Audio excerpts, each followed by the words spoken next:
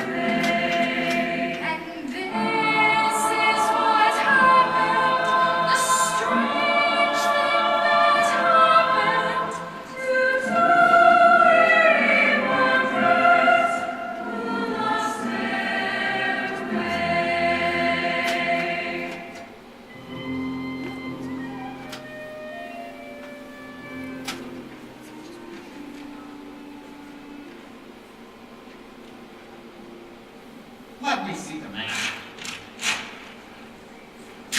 Here's Braymore. Should be on the left, as I remember, and I don't remember. It is. And here's Arkansas. Should be on the right. It is. Now where are we? What's in the middle? Nothing. That's where we are. We're in nothing. Yes. And for a fellow with my potentialities, it's an ideal location. We'll find a way out when the sun comes out. A fine couple of hikers we are. We come all the way out from New York, and on the first night out we get lost. Well, maybe if we took the high road instead of the low road. There's something about this forest that gives me the feeling of being in a cathedral. Well, if we were, I'd know where the exit was. Do you believe in anything? Well, yeah. What? Well, anything I can understand, you know, like things I can see, hear, touch, taste, and swallow.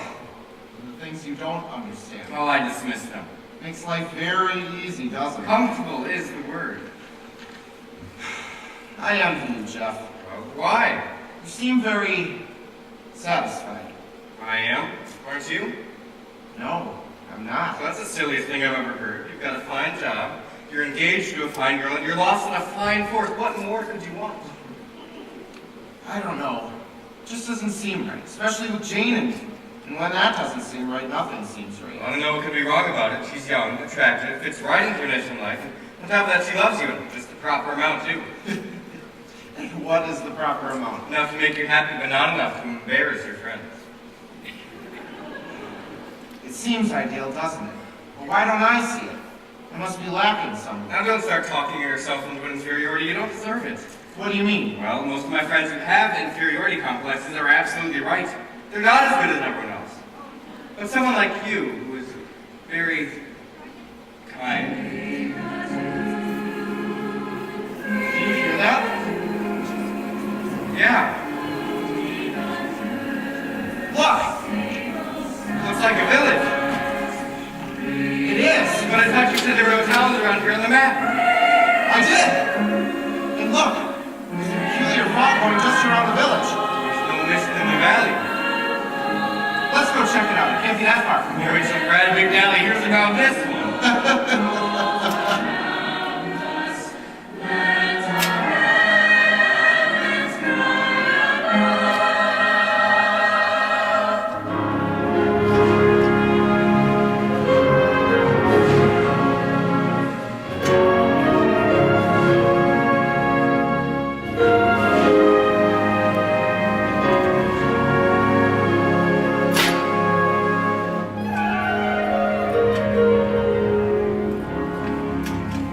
Come all to the square.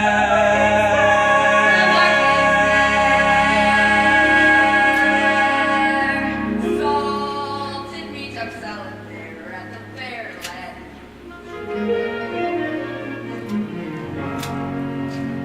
Come all to the fair. Hail for sailor butter there at the fair, lad. Hail for sailor butter there at the fair, lad.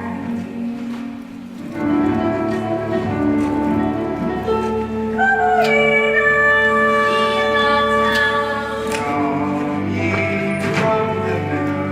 For the pleasant selling there at the fair, lad. Come ye from the hill.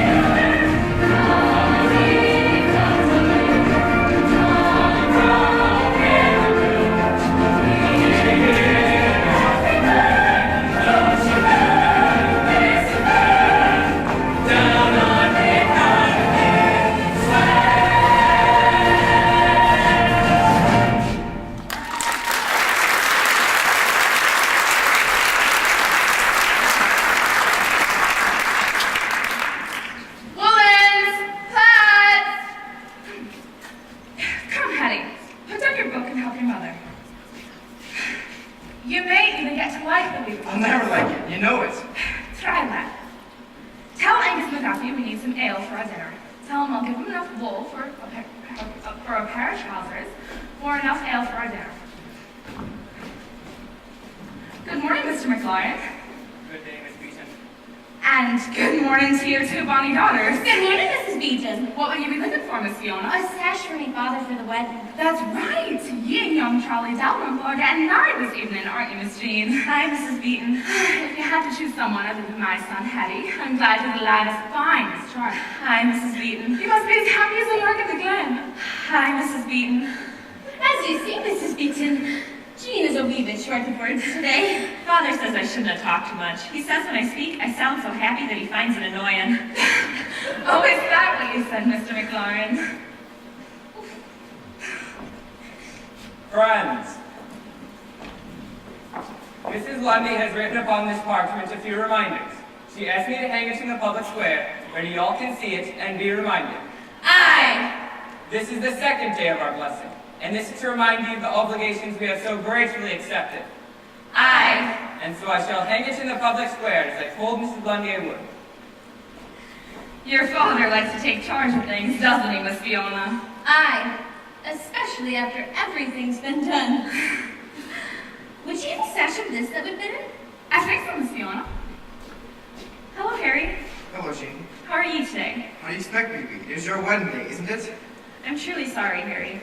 Don't be. If anyone's going to pity me, let it be me. Trapped forever in this village without you. What did Angus say, Hetty? I forgot. Hello, Hetty. Hello, Fiona. It just isn't fair for he to be wedding you, Jean. He's got everything. School in the Edinburgh, now he, and I got nothing. Hetty, here. Take this material to the house and see if there's a sash in it there. Nothing wants me doing this all my life. And why didn't you pay attention to Maggie McMillan? You know she has a yearning for you. I'm nothing.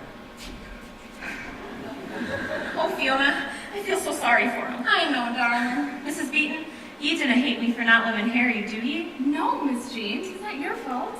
Come, Jean. You're going to stay with Father's Day. And Fiona, you'll be certain to buy everything that's needed for the wedding supper. I will, Father. And remember, my aim on this occasion is to be hospitable, not philanthropic. Come, Jean. You'll send the sash to the house then, Mrs. Beaton. I'm Miss Fiona.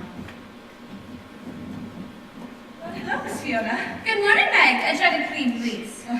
Mr. McGuffey would be pleased to the last time for a change. Why?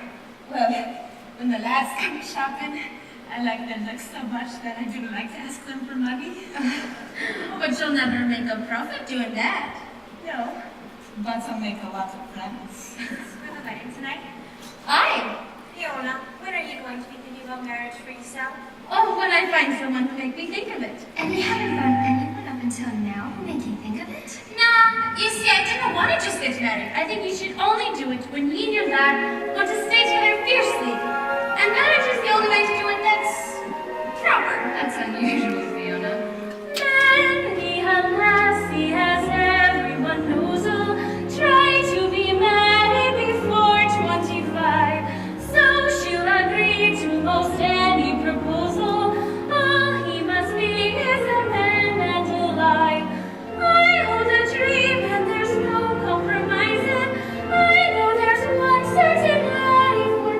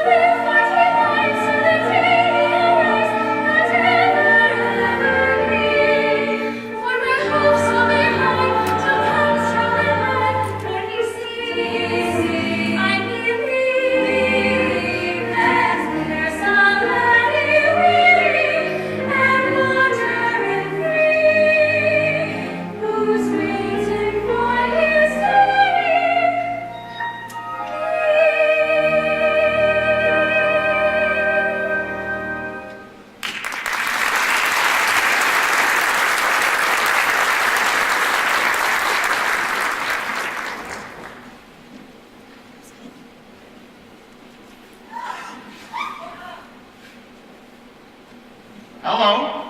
Could someone tell us where we are? Oh, of course we can tell you. You're in Brigadoon. Brigadoon?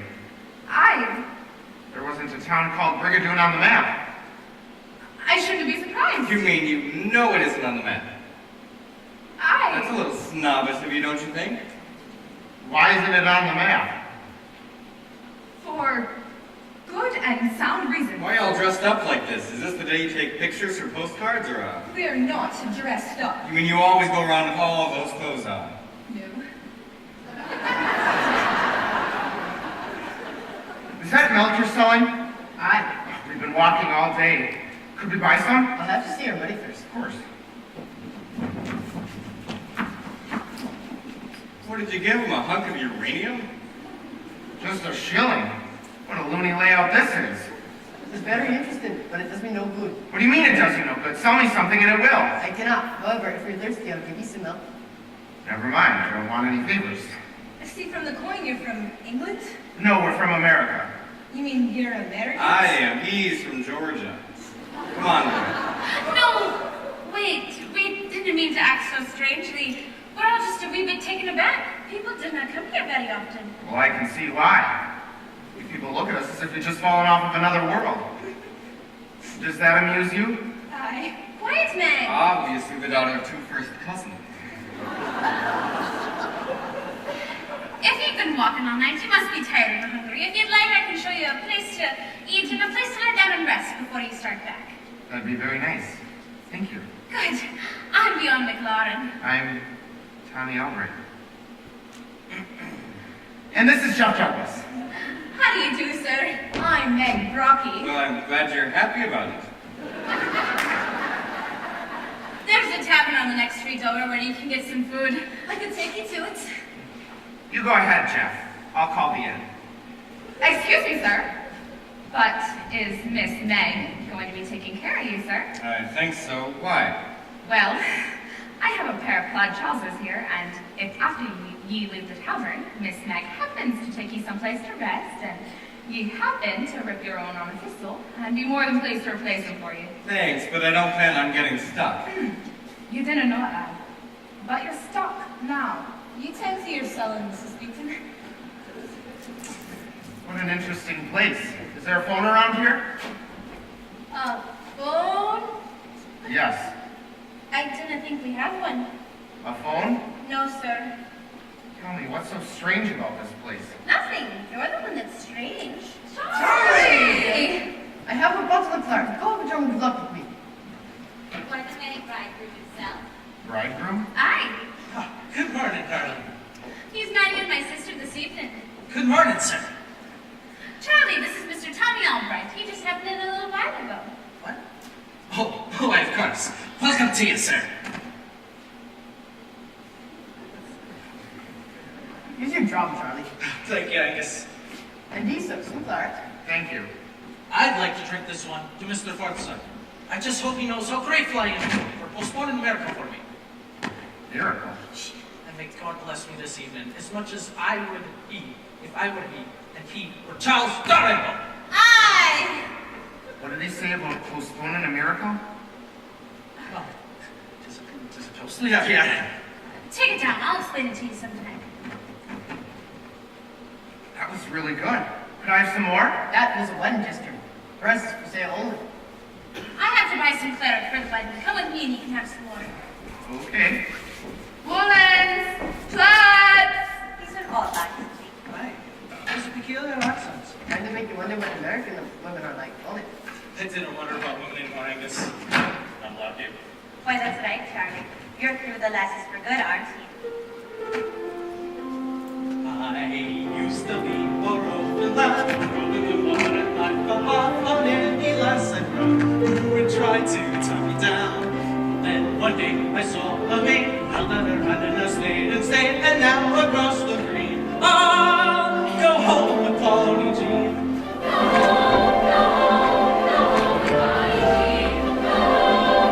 I'll go home with Polly Jean. I used to have a lot of friends, and we were at the friendship ends, they never come to call. So farewell to them all, farewell to all the lads I knew, we'll see them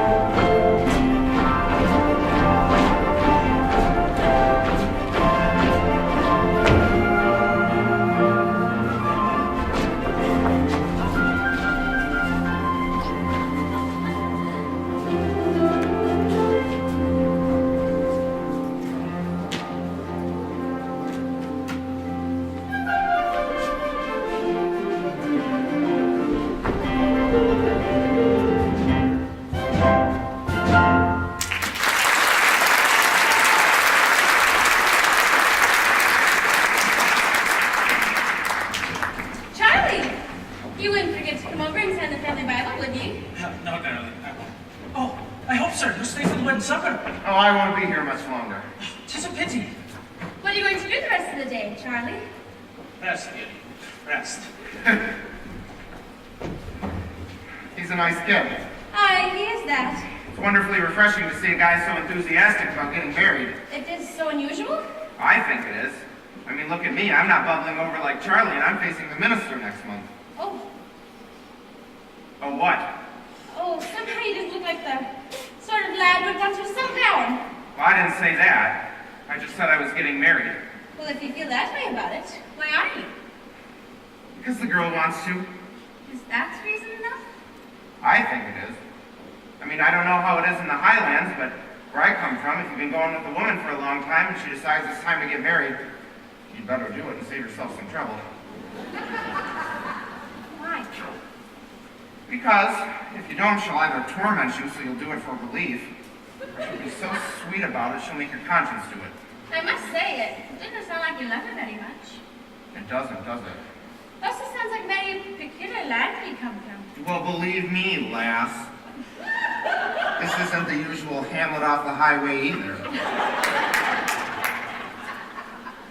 So, what was that about Charlie and the man who postponed the miracle? Oh, that! I'm sorry, I cannot say. But you said you'd tell me later. I know, but I cannot say. That's fine. You know, if I stuck around this place long enough, I'll probably realize that everyone in it is slightly nutty. Is that possible? I cannot say Why not? because I didn't know what nutty means. It means slightly insane. Well, I could assure you, but all far from insane. We're a most blessed group of people, and I never realized how truly fortunate we were until I met a stranger. I mean, an outsider from Brigadoon. Everything you said, I think differently about, and I'm almost quite certain that what I think is much more, well, pleasant. And now I'm sorry I said all that, but he angered me when he called us insane. Hey, you don't like me very much, do you? That's the odd part. I like you very much. Fiona? I? If I were to stick around here, would you take me to the wedding later? Why do you suddenly want to go? I cannot say. Well, I'll take you, and I'll be highly pleased you'll be there. Oh, you will? Why? Because of what I just told you. I like you very much. You did say that, didn't you? Come on, I'll show you a place where you can lie down and rest. What are you gonna do? Oh, I have to pick heather for the wedding. Where do you do that? On the hill where the heather is. Can I come? Oh, I'll do it much faster alone. Really? I won't bother you. Maybe I'm the one who's slightly nutty, but...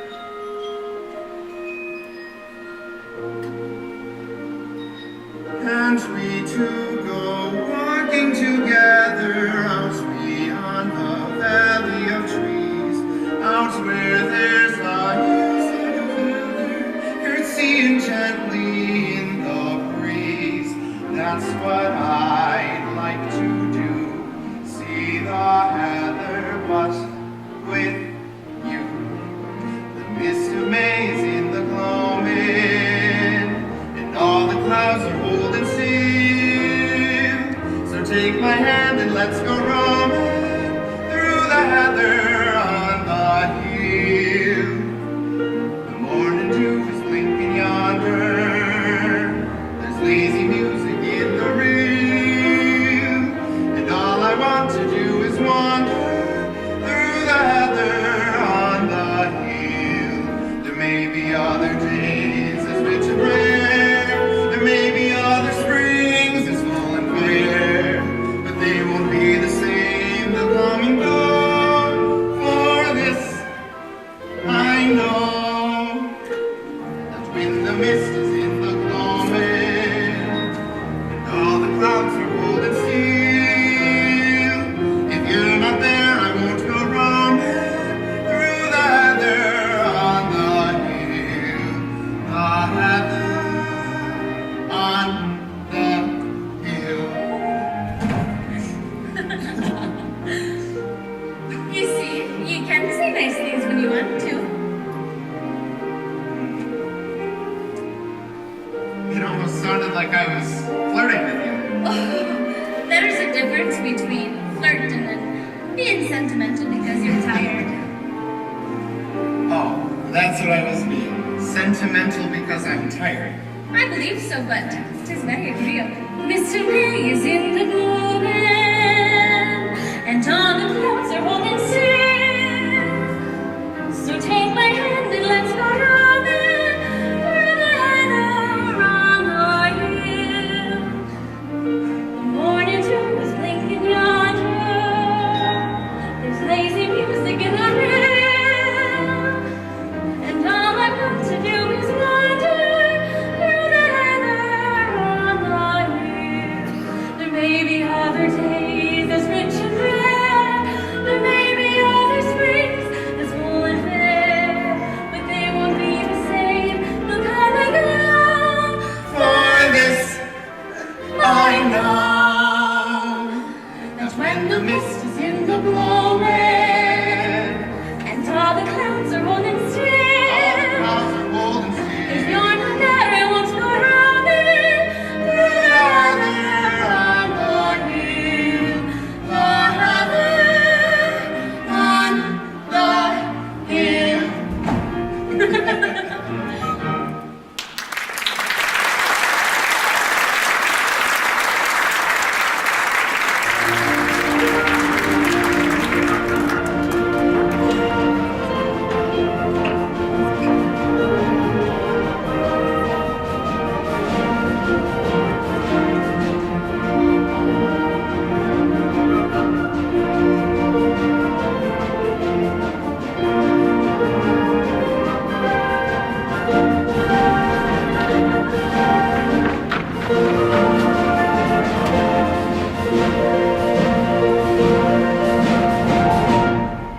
It's a very picturesque view of the glen. Why, thank ye. What for? Why, for liking what I brought to ye. This makes me very happy. You get very happy very easily, don't you? I Haven't been in an open shed like this since I was a boy, which at this point seems a good 2,000 years ago. You mean you're tired? Aye, lassie, I'm tired. That's why you brought me here, isn't it? So I can take a nap? I shouldn't think how long walk would take a strong lad like ye. Strong lad. Aye, you're very strong and handsome. That's either a deliberate lie or wishful thinking. Was under here a rock garden? Me father used to sleep That there. was the second mistake. Me father and me mother met in this shed. You see, me mother was a gypsy. Uh-huh. And one day she was walking past this shed. She saw me father sleep on the cot. She liked his looks and she was a wee bit tired anyhow, so she took off her shoes, sat in that chair and waited for him to wake up. It wasn't long after that I was born. The sweetest bedtime story I've ever heard. You sure you're comfortable? Yes, very much. Thank you very much. You've been more than kind. Now, if you're going to round off your generosity, buzz off. Oh, you're a brawn, handsome You should see lad. me when I'm rested. I'm almost robust. I just need to leave ye. Better when I sleep I make all sorts of odd noises. Who told ye? Do you have a wife? No, but I was engaged once. What happened to the lass you were engaged She to? fell in love with a Russian. A Russian? Yes? Russia's in Europe, isn't it? Yes, more and more. Just across the channel and turn left. It's not far from here. Oh, you're a witted lad, a right witted Look, lad. lass, I don't know what you're after, and I don't want to. I want to go to sleep. But then you see, I'm highly interested. When I wake up, we'll discuss the problem. Believe me, you have a problem. When I see you here lying on the cot, I get little tadpoles jumping up my Those spine. repulsive ideas I've heard in years. But I've been waiting Go! so long. Oh, you men are all Well, I alike. should certainly hope so. You're all brutes. You get what you want from a lass, and then 'tis farewell. Get what I want? I can't even get you to go away. That's what I'm referring to. I thought you liked me, and that's why you let me bring you here. You misled You me! certainly have one hell of an imagination. Can you think of one good reason why I, a strange man, should be interested in you, a strange woman, at this hour of the day? Of course I can. Because you're a lad, and I'm a With lass. that philosophy, you must have had a provocative career. I had a great many heartbreaks. I don't doubt it at all. At 16 years I was blue and sad. Then father said I should find a lad. So I set out to become a wife and found the real love of my life. His name it was Chris and the last was Will. I met him one night picking flowers on the hill. He had magic charm and a certain kind of touch and a certain kind of eagerness that pleased me very much. So there in the moon where romance often springs, I gave him my heart and a few other things. I don't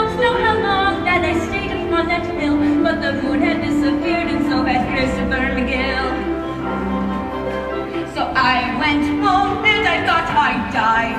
So father said, make another try. So out I went to become a wife and found the real love of my life.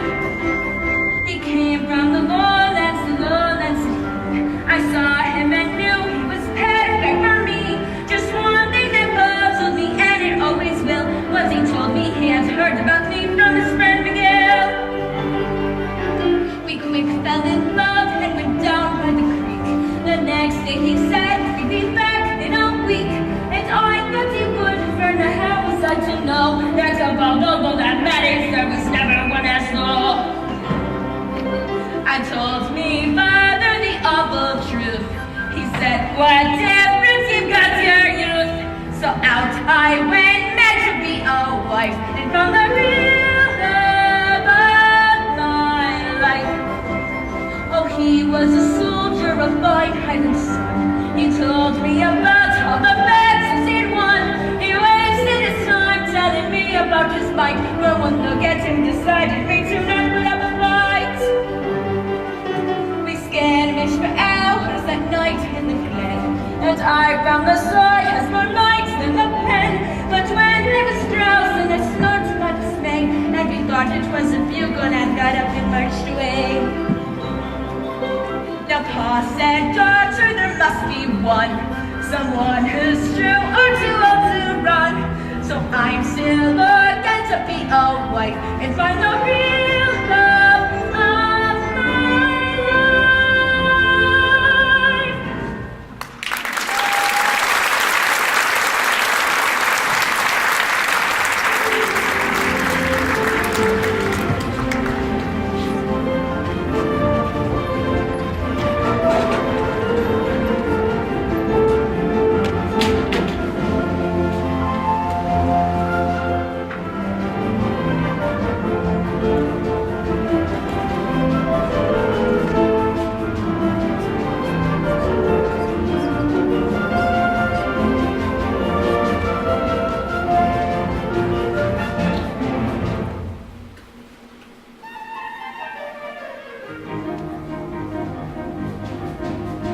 Genie's backing up, Genie's moving out, Genie's backing up, Genie's moving out. Pack all her clothes, tonight away she goes.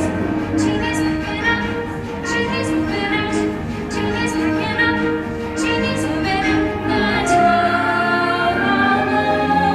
tonight away she goes. What took all the clothes, all of these and those? Why do you suppose Judy never froze? Panties for her nose, ribbons for her nose, panty for her clothes, sandals for her toes. Back all her clothes, tonight away she goes. Genie's backing up, Genie's moving out, Genie's backing up, Genie's moving out. Back all her clothes, tonight away she goes. Genie's backing up, Genie's moving out, Genie's backing up, Genie's moving out. The towels, tonight away she goes. Hi, Charles McPherson Dalrymple. Tonight, the founder of a new club. Where's Julie? Upstairs.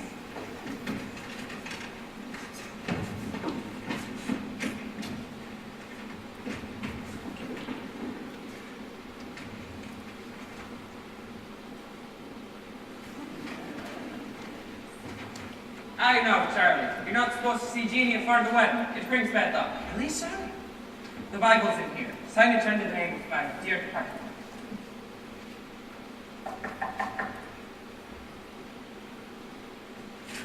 Hello, Harry. Here, Mr. Ricard, I brought your badge. Thank you, Harry. It's good to see you. Wait a minute, lad. What for? Why didn't you take my hand? I'm not your enemy. Well, you may not mean to be, but you are. And so is everybody else in this town.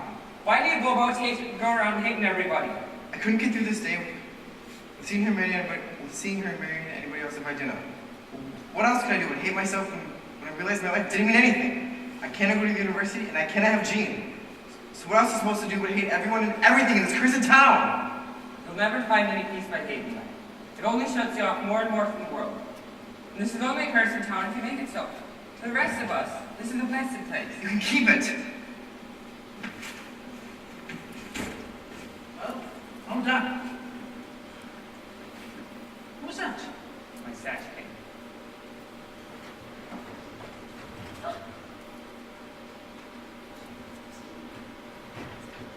Jeannie! Charlie, please go away. I want to come out. I can hardly wait for the window. Jeannie! Charlie, please go away. Jeannie!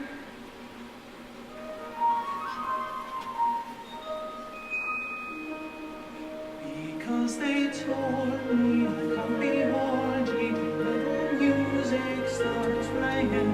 To ease my longing, there's nothing wrong in me standing out here and saying, oh, come to me, bend to me, kiss me good day. Darling, my darling, 'tis all I can say.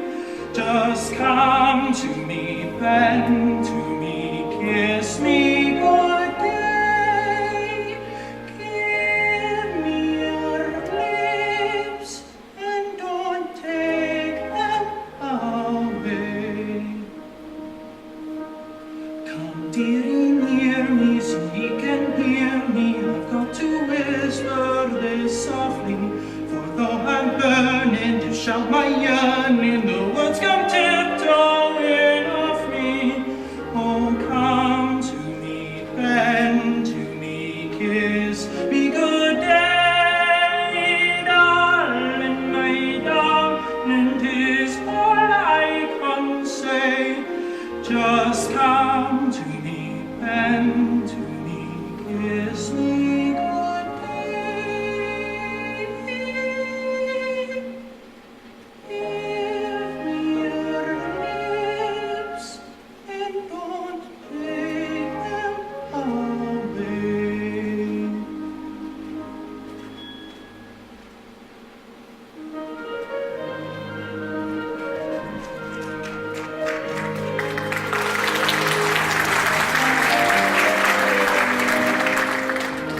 Come to me, bend to me.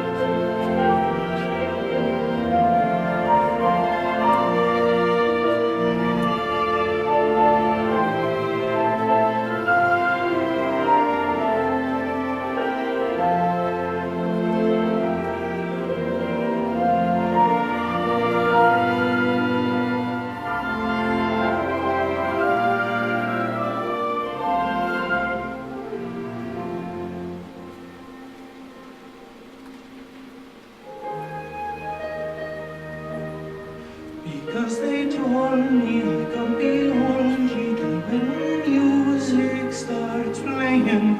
To ease my longing, there's nothing wrong in me standing out here and saying, oh, come to me, bend to me, kiss me good day. Darling, my darling, 'tis all I can say. Oh, come to me, bend to me, kiss me good day. Give me your lips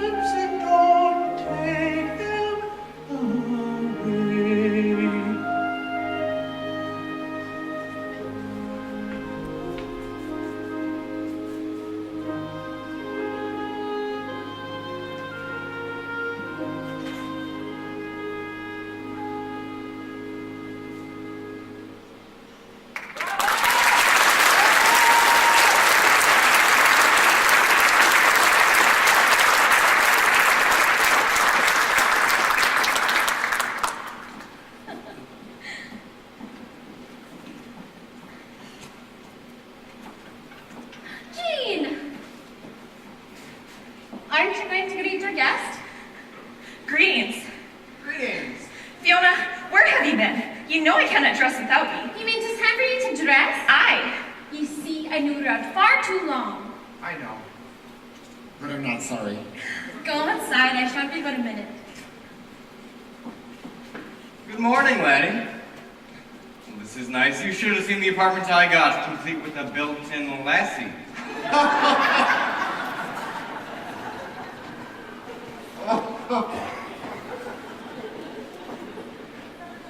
What happened to you?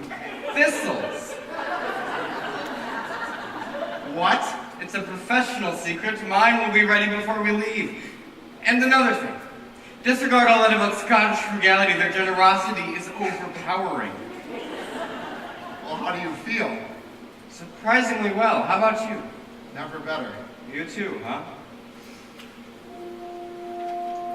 Maybe the sun gave me the power, for I could swim Loch Lomond and be home in half an hour. Maybe the air gave me the drive, for I'm all aglow and alive. What a day this has been, what a rare mood I'm in. Why, it's almost like being in love. There's a smile on my face for the whole human race. Why, it's almost like being in love. All the music of life seems to be like a bell that is ringing for me. And from the way that I feel when that bell starts to peal, I could swear I was falling. I could swear I was falling. It's almost like being in love. When we walked up the brae, What a word did we say? It was almost like being in love. What is unlinked in mine made the world kind of fine. it was almost like being in love. For the music of life seems to be Like a bell that is ringing for me. And from the way that I feel when that bell starts to peal, I could swear I was falling. I could swear I was falling. It's almost like being in love.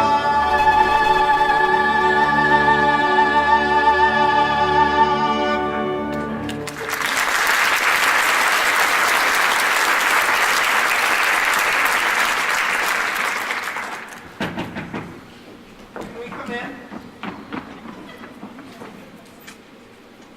Wait here. So, when do we start back? There's no rush. We should stay for the wedding. I mean, how often do you... What? I must be a little touched. Listen to this. Mary, Elizabeth Lane to Andrew McLaurin, July 2nd, 1719. Well, people used to get married back then. Wait a minute. Children. Fiona, born October 10th, 1722. Jean, born April 8th, 1728. Well, But Fiona's 24 and she's got a sister 6 years younger. well, But those are the two sisters in this Bible. ridiculous. They're probably just named after them. Jean's getting married today, did you know that? Yeah. Did you catch the name of the guy she's marrying? Yeah, they told me at the tavern, someone named, Dalrymple. Look at this. Mary, Jean McLaurin to Charles McPherson Dalrymple, May 24th, 1746. Now what do you say? Congratulations.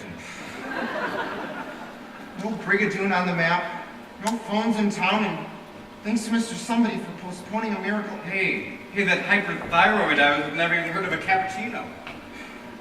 Just doesn't make any sense. I'm beginning to feel like a damn fool. Now what are you getting yourself so worked up for? What makes them happy, they disregard 200 years of human bing bang let 'em. But I've just had the most wonderful day with Fiona, and now I run into something like this.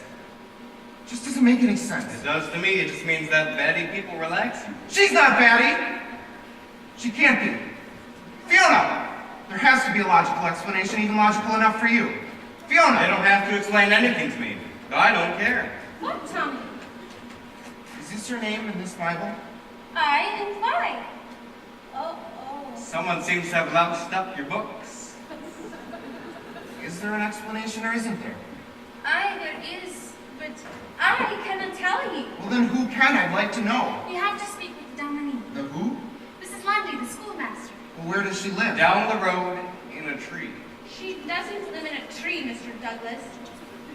Mrs. Lundy is a wonderful schoolmaster. I shall take you to her. I hadn't wanted to because I was hoping we could have this day together. What does that have to do with it? It's going to be so hard for you to believe what you're going to hear. You'll think we're crazy and you'll leave. I know it. Well, maybe I will and maybe I won't. Come on, Jeff. Is it informal or should I wear my three-cornered hat? I said come on.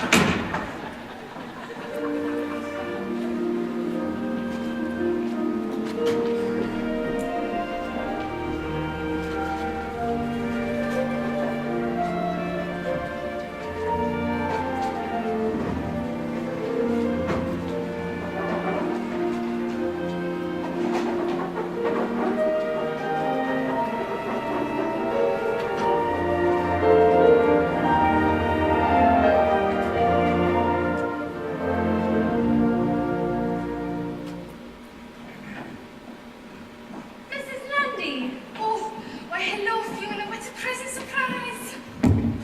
Mrs. Lundy, I'd like you to meet Mr. Tommy Albright and Mr. Jeff Douglas. Good afternoon, gentlemen. Good afternoon. Good afternoon. Where do you gentlemen come from? We're from New York. We're from New York. Uh-huh. Yes, New York. I heard ye. I was wondering if you'd be good enough to tell these gentlemen about Brigadoon. They've heard and seen a great deal, and they're very perplexed indeed. Perplexed is right. I'd very much like him, I mean them, to know. I would very much like him and them to me. I, ma'am. Will you be seated, gentlemen? Are you staying, Fiona? I, ma'am, if I may. I'd love to hear it all again. Of course. From what I gather, nobody can talk about anything around here except for you. Am I correct? No, that's wrong. Mr. Forsyth could have told me. Forsyth. I've heard the name, but I don't think we met him. No, likely not. I think he's dead. Well, that would stand in the way, I suppose. Let me warn you, before I begin, that what I'm about to tell you won't believe. I've been warned. Why would I believe it? Because what happened in Brigadoon was a miracle. And most folk didn't believe in miracles. Miracles were faith. And faith seems to be as dead as... Mr. Forsyth. Now, if a stranger who chanced to come to Brigadoon were to hear the tales and lips of someone in town, he'd think the poor lasso lad was daft. And that would lead to many unpleasant and humiliating situations for the poor lasso laddie. Now, wouldn't it? I suppose so. I suppose so. So, only I can talk about miracles to strangers. And you wouldn't expect anyone would think you're crazy. You might very well, but you wouldn't harm me. I just pity you. Now, this miracle happened on... Let's see. What's today? Friday. Friday. That means it happened exactly 200 years ago. 200 years ago, the Highlands of Scotland were in a terrible war. After the final defeat on the disastrous fields of Culloden, the Duke of Cumberland ordered his redcoats to kill off every surviving clans member on the field and to root out Highland clan traditions forever. Banning Highland dress, Highland music and language, exiling and executing Highland clan leaders, and finally, driving roads into the heart of the Highlands. Now, here in Brigadoon, we had an old minister of the kirk named Mr. Forsyth. And a good man he was. The kindest man in Scotland. I believe he was. No man ever did love his parents as Mr. Forsyth. But he was growing old, and it grieved him to think that one day soon he would leave those too dear to him. Well, most of all, he worried about the English. They hadn't visited Brigadoon yet, but he knew there was a band coming our way.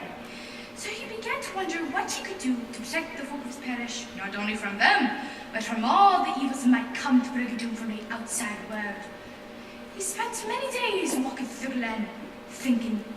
Then one day he came to me and he told me his I asked God for a miracle. And out on an early Wednesday morning, right after midnight, he went out to heal beyond Brigadoon and made his prayer to God.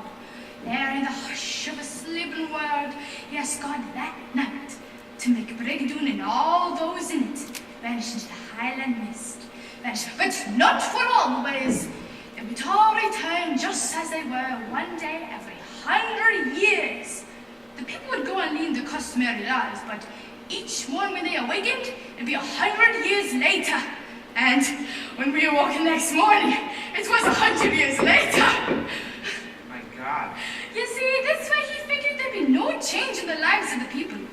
They just wouldn't be any century long enough to be touched by it. So when you go to sleep at night, and then you wake up the next morning, it's 100 years later. Aye. So every day is 100 years later. Aye. Well, what happened to the minister? We never saw him again. For you see, he knew that to ask for such a miracle, some sacrifice would have to be made. And he wanted to be the one to make it. Now, what would be the greatest sacrifice he could make? It was to be separated for his times from the ones he loved. That's why he went out to heal beyond Brigadoon. With miracle granted, he would never see Brigadoon again. And all this happened 200 years ago. Aye, but you see, 'twas lad it was only 2 days ago. Mr. Forsyth planned for me to happen on Tuesday, but Charles Darwin was in school in Edinburgh and wasn't expected till Tuesday late. Mr. Forsyth, not wanting anything to go wrong with the wedding, postponed praying till Charlie got back. So, say someone got fed up and wanted to leave, could they? Can I leave? You mean I've got to stay here now, too? No, lad. But if anyone of Brigadoon were to leave, the enchantment is broken for all. And That night, when all the folk are asleep, Brigadoon will disappear forever. I'm not saying I believe all of this. But for argument's sake, say a stranger to Brigadoon, like me, wanted to stay. Could he? Aye, lad, he could. He didn't miss the trick, did he? No, he did not. A stranger can stay if he loves someone of Brigadoon. Not just Brigadoon, mind ye, but someone in Brigadoon enough to want to give up everything and to be with that one person, which is how it should be, lad. For you see, if you love someone dearly, anything is possible. I think I like that part best. Should you be thinking about changing for the wedding? Aye, I had. Tommy, will I see you later? Yes, I'll be here. Thank you, Tommy. I want to stick around and see if this place evaporates like you say it will. Oh, I must hurry now. Oh, thank you, Mrs. Landing. She's a dear lass. I'm finding that out. So tell me, Mrs. London, you're all perfectly happy living in this little town. Aye, lad. For you see, even sunshine can peep through a small hole. But when you go to bed at night, what's that like? Well, for me it is like being carried off on shadowy arms to a faraway cloud. There I float till morning. But sometimes I think I hear strange voices. Voices? Aye, they say no words I can remember, but the voices are filled with such fearful longing, and somebody seems to be calling me back. I've pondered about this when I'm awakened, and I believe I'm hearing the outside world. There must be many a folk who'd like Brigadoon. Oh, it's wedding time!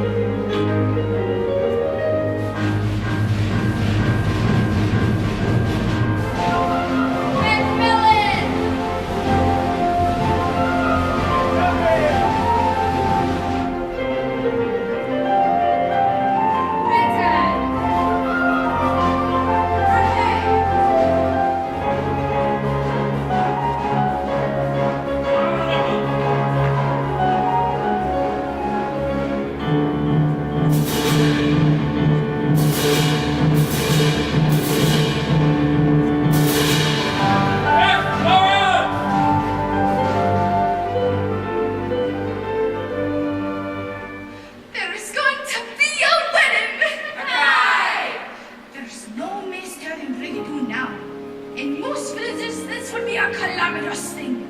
But we know it is a blessing. It is perfectly proper beneath the laws of Scotland for two people to be wedding with sincere mutual consent. There may be nothing in writing. All that's necessary is the promise of love as you both are on earth. Go ahead, laddie. I shall love you till the day I die. I make no promise to be a good husband to you. And so much will I try to be a fine and loving wife. Mr. Forsyth, I know would have loved to be here. But if you both be good and true to each other, then you cannot help but live in the grace of God. And he could have wanted no more than that. Are we married now, Mrs. Lundy? Are we married now, Mrs. Lundy? You're married! A bride! A bride! A bride! A bride! A bride! A bride!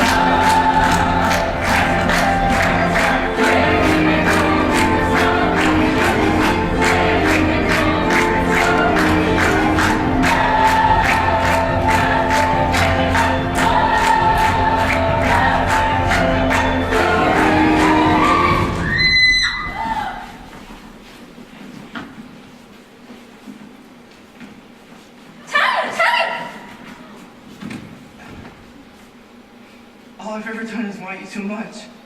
I'm leaving Brigadoon. It's the end of all of us.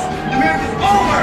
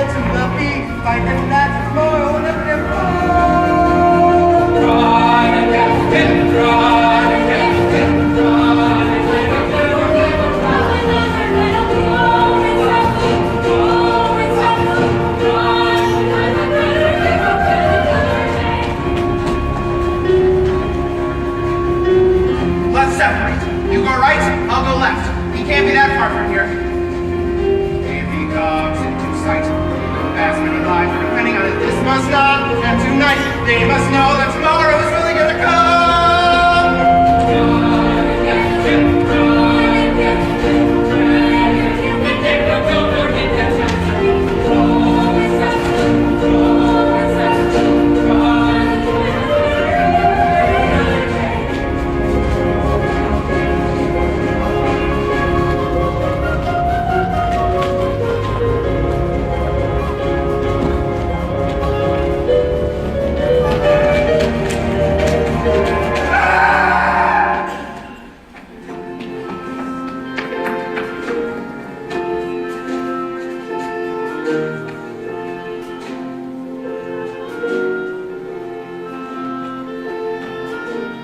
I'll say a prayer, I'm afraid Harry feet on his head.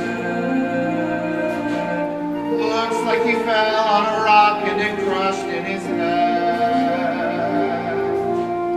Oh, but he wanted for Harry to be stricken down. All that we wish was to keep him from leaving the town.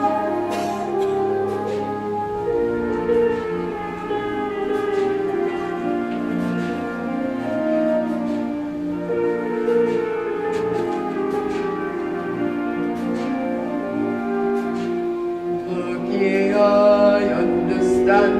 There's no sense in us all to be sad about it. This was clear God's own hand, and we all should be grateful and glad about it. Oh, it may be very true what the lad here has said. Talk to the rest till tomorrow that meeting is there. They'll instead tomorrow tell him all is right. There should be no more sorrow on his wedding night.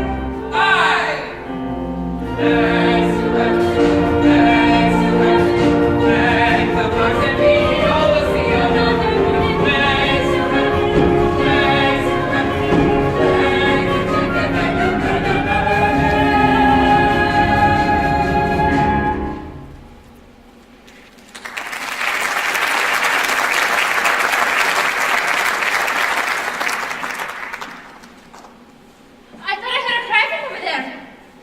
Well, Father? Tis all right now. He was stopped. Oh, thank heaven. Was he hurt then? No, dearie. Just scratched a bit. There's no need for grieving now. We must go on with the wedding supper. He isn't away, Mr. McLaurin. No, ma'am. Then where's my son? I thank God you stopped him with terrible intention, but I want to see him. He's all right. He's in good hands. Besides, 'tis best he be left alone for a while. Come join us for a bit of supper. I'm too ashamed for him, Mr. McLaurin. I cannot join you. But come, everybody. Back to the Glen for some food and ale. The alarm is over. Meg. Have you seen Tommy? You mean the American? I didn't think he came back with us. Come, Fiona.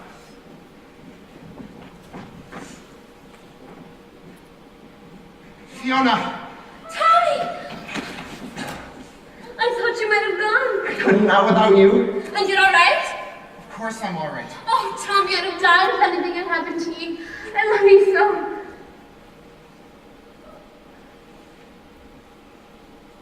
You. I... But how can you be so sure in just one day? I didn't know. It's just when a lass falls in or out of love, she knows it right away. I wish my emotions could be that clear to me. Why? Because I have the sensation I'm hearing my own secret being told. You mean you think you're in love with me? Think? What could this thinking do? If I thought about it long enough, it wouldn't make any more sense than the miracle. I love you, Fiona, and that's all there is to it. Oh, I wanted to hear you say it. Just not at the last minute like this. Last minute? I assume now it's the end of our day. And then you can't be without you. Wait, didn't Mrs. Lundy say something about if someone loves someone enough, they could stay? I? Well, then that's for me. Where do I go? Who do I talk to get a passport to disappear? Tommy, I think we better go see Mrs. Landy. I don't ever want to be without you, Fiona. I'd be afraid to be.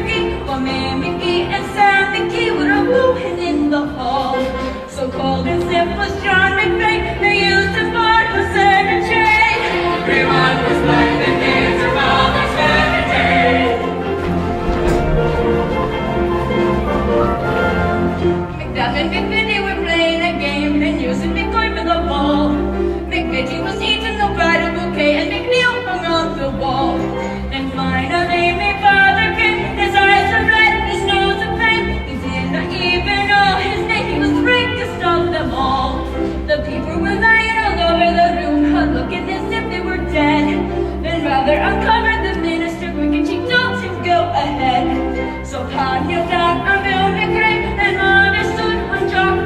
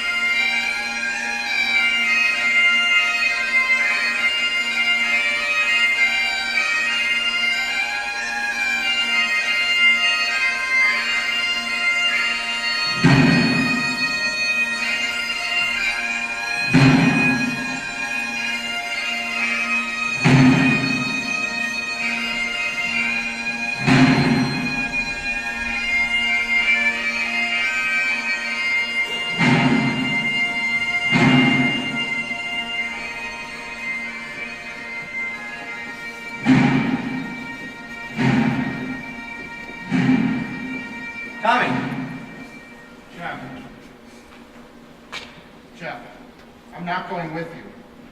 Just for the record, what are you talking about? I'm staying here. You're following my body leg, aren't you? I've never been more serious in my life.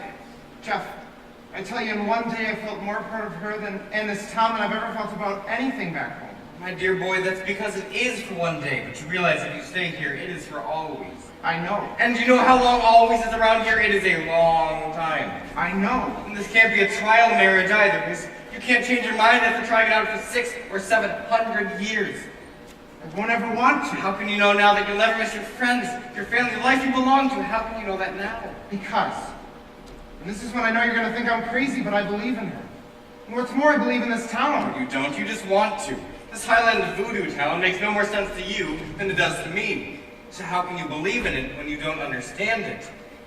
When we leave here in a few weeks or even a few days, you'll forget all about it. You won't feel a thing. That's the way a dream is. What do you mean, a dream? That's what this is, a dream. Why even now you're not even touched by it. You just think you are. How do you know? Because I do. Did you see that funeral here a moment ago? Yes. Why? I'm responsible for it. You what? Harry Beaton, I killed him. You did what? I killed him! Accidentally, of course, but nevertheless, I killed him. Out in the forest tonight, I suddenly saw him rush past me from behind a bush, and without even thinking what I was doing, I tackled him, and down he went, and his head hit a rock with a very nasty thud. My God, Jeff, I'm so sorry. What for? You must feel half On dead the inside. contrary, I don't feel a thing. You don't feel anything. Nothing, except like going home. Why? Because this is a dream. A good one for you and a bad one for... Wait a minute, will ya? You see, I've confused you now, haven't I? Yes, you have. And if you really believed as much as you think you did, I wouldn't be able to do that. I'll meet you outside the town. Jeff. Tommy, what did he mean by that? Fiona tells me you want to stay, lad. Tommy, what is it? No good, Fiona. It's not because I don't love you. I think I do. But I just can't trust my feelings. You mean you're not sure you can accept everything? That's about it, I guess. You better hurry, Fiona. There's not much time left. Do not be ashamed of yourself, Tommy. It's the hardest thing in the world to give up everything. Though, it is the only way to get everything. Do you understand at all?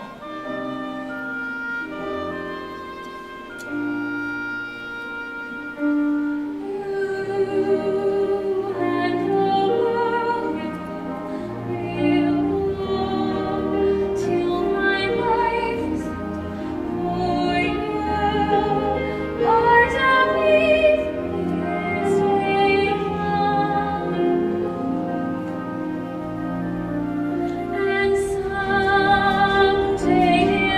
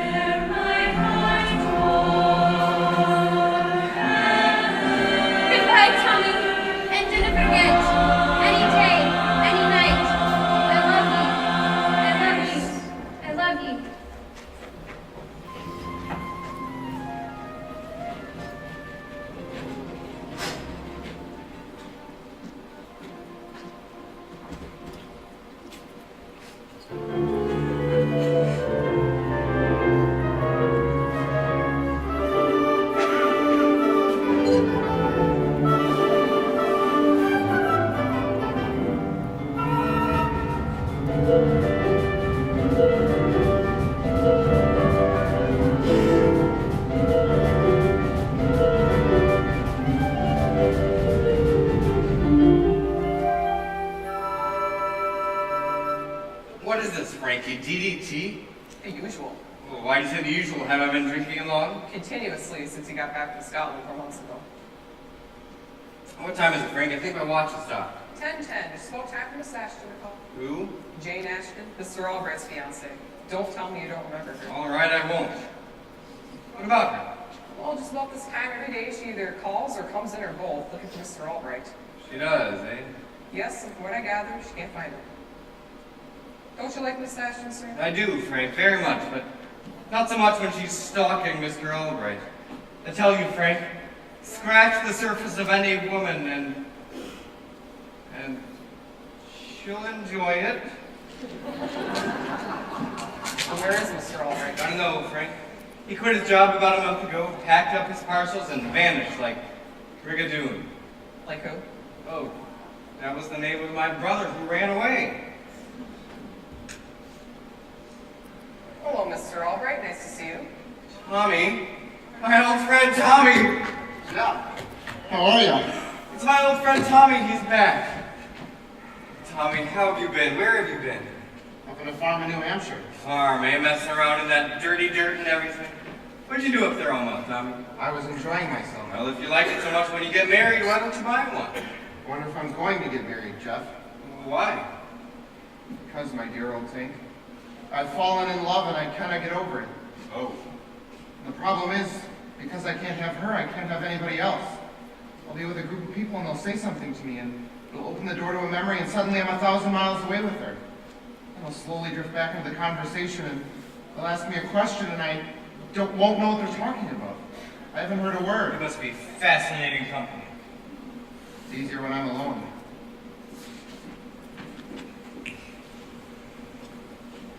Tommy, Jane.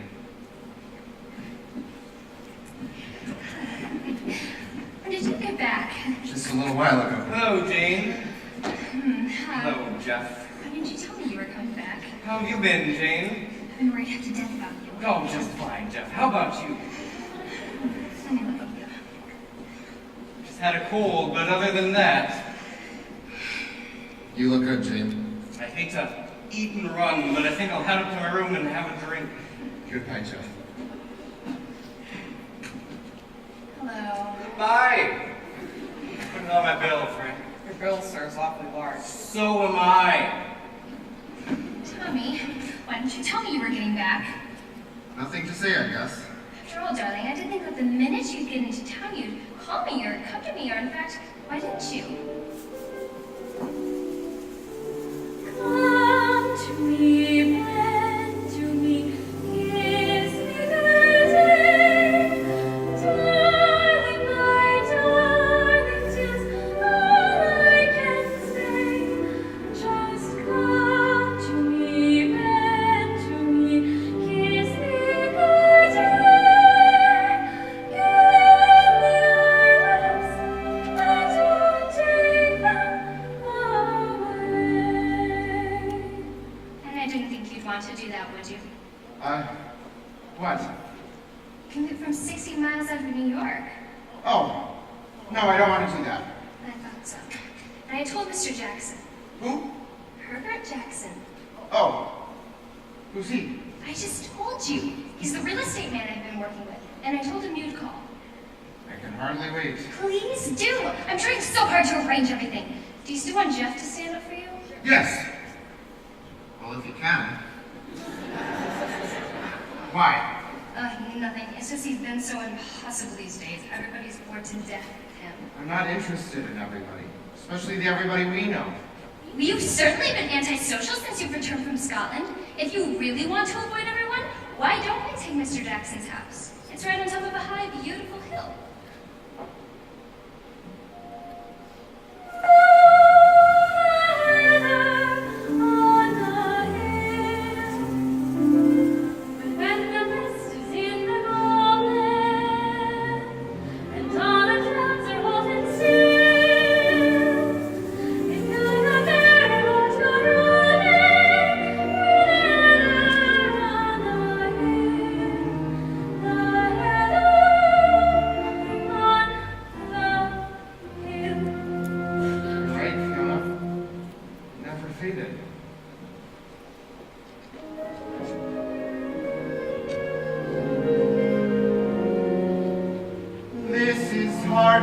day.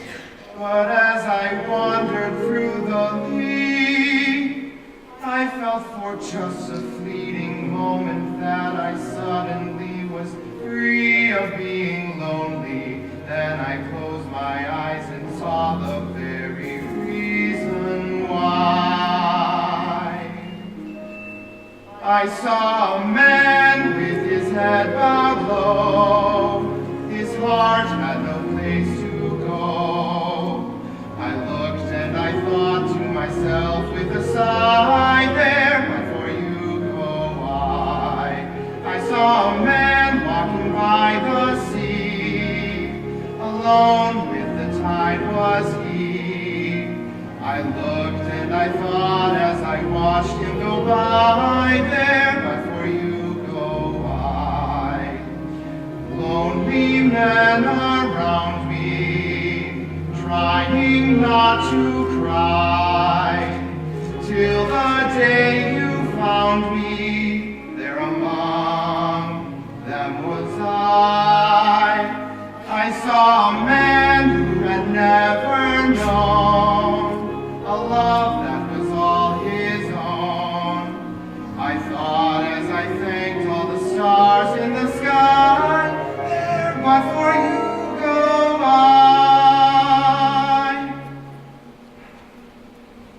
No, Jane, no. Frankie, go get a phone. No, what? There's gonna be no wedding next month. Do you mean you're postponing it? I'm not postponing it.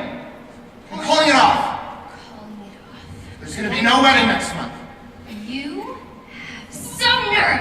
After all this time I've tried to be patient with you and put up with your idiotic whims and temperament. I'm sorry, Jane. You've been very nice. But something happened to me 2 months ago, and now I don't fit in here. I think you're going clean out of your mind. Jane. And if you think anyone is going to put up with your nonsense, you're raving mad. So think that over, Mr. Albright, when you're all alone. I think real loneliness is not being in love in vain, but not being in love at all. That's kind of funny.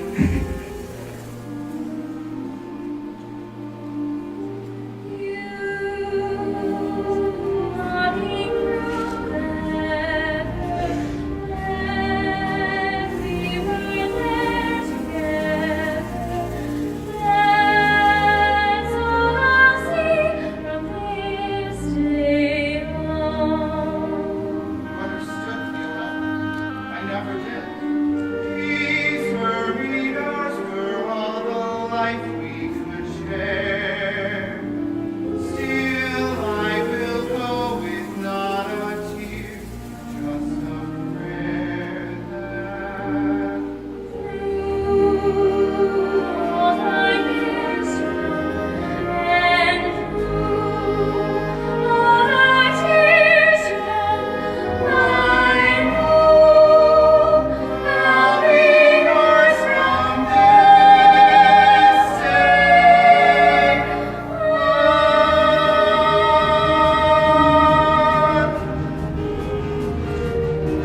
Hello? Room 732, please. Jeff, are you awake? I want to go back to Scotland. Never mind, Part 4. Do you want to come with? Okay, give plane reservations. I know it isn't there, but I want to see for myself. Are you going to come or not? I want to go back to Scotland. I said I want to go back to Scotland.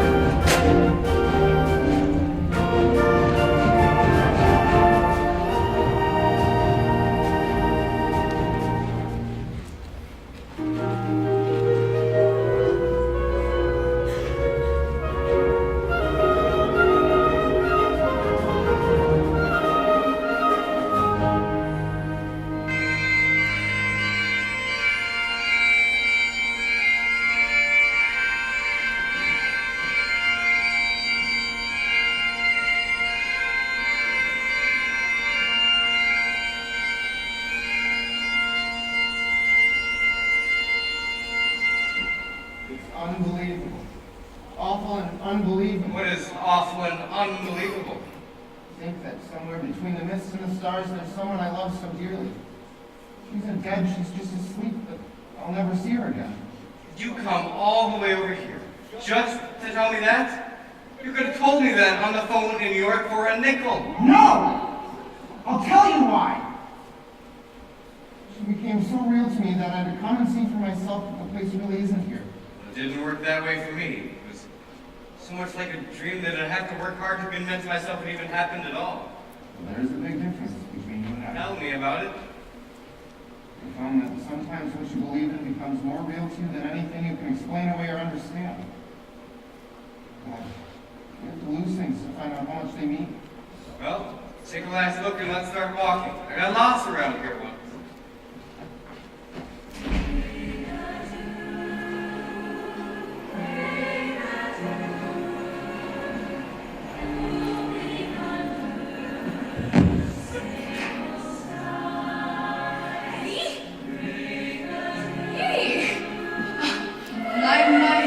You must really love her. You woke me up. Come, lad. Should be too surprised. As I told you, if you love someone dearly, anything is possible.